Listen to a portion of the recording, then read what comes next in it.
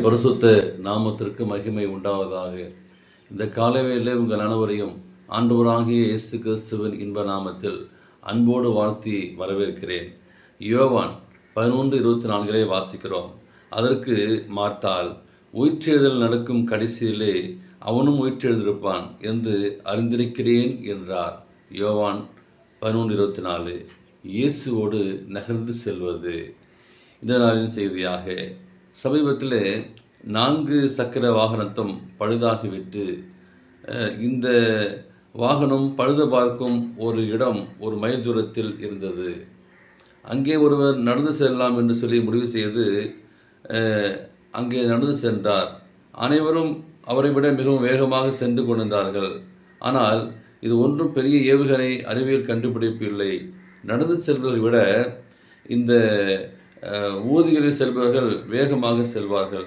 அப்போதுதான் அவற்றை பார்க்கின்ற பொழுது நாம் எப்பொழுதும் வேகமாக நடந்து கொண்டிருக்கிறோம், நாம் எப்படி நகர்ந்து செல்கிறோம் என்று யோசித்து பார்க்கும்போது அதே நேரம் மற்றொன்றையும் பார்க்கக்கூடிய ஒரு சூழ்நிலை.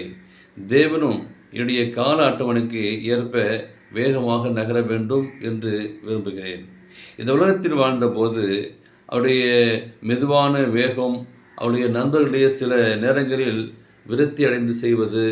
யோவான் 11 வாசிக்கும்போது மார்த்தாள் மரியாள் தங்கள் சகோதரனாகிய லாசருவை குணப்படுத்த வல்லவராகிய இயேசு கிறிஸ்து மேல் விசுவாசம் வைத்து அவரை அழைத்து ஆள் அனுப்பினார்கள்.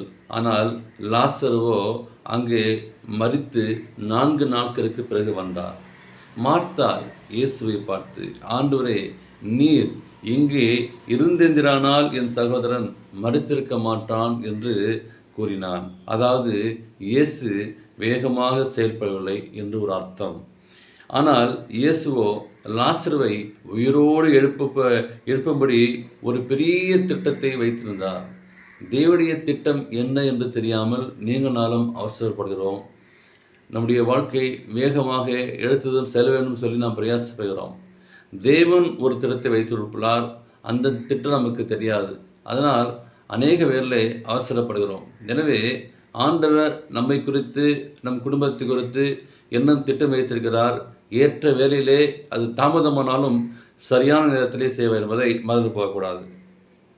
இயேசு தம்முடைய கண்களை எடுத்து, பிதாவே, நீர் எனக்கு செவி கொடுத்தபடியால் உம்மை சோதரிக்கிறேன். நீர் எப்பொழுது எனக்கு செவி குறிக்கின்ற நான் அறிந்திருக்கிறேன். ஆனாலும் நீர் என்னை அனுப்பினதை சூழ்ந்து நிற்கும் ஜனங்கள் விசுவாசிக்கும்படியாக இதை அவர்கள் நிமித்தம் இதை சொன்னேன் என்றார். இவைகளை சொன்ன பின்பு லாசருவே, வெளியே வா என்று உரத்த சத்தமிட்டு கூப்பிட்டார். உங்களால் மார்த்தாளுடைய விரக்தியை உணர முடிகிறதா? என்னால் ஒருவரை முடியும்.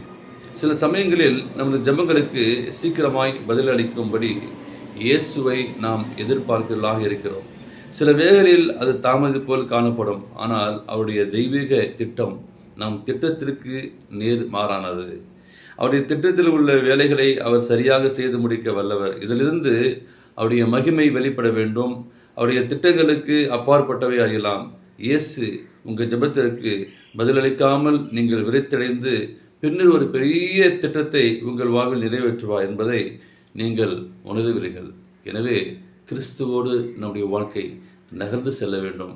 அது மெதுவாக இருக்கலாம், ஆனால் மெதுவாக இருந்தாலும் ஒரு நாள் அது வெற்றியாக மாறும் என்பதை நீங்கள் மறக்க வேண்டாம். அப்படிப்பட்ட ஆசீர்வாதத்தை இந்த காலவேளை கிறிஸ்துவோடு இணைந்து நீங்கள் பெற்றுக்கொள்ளுங்கள். தேவன் தாமே உங்களை ஆசீர்வதிப்பாராக. ஆமென்.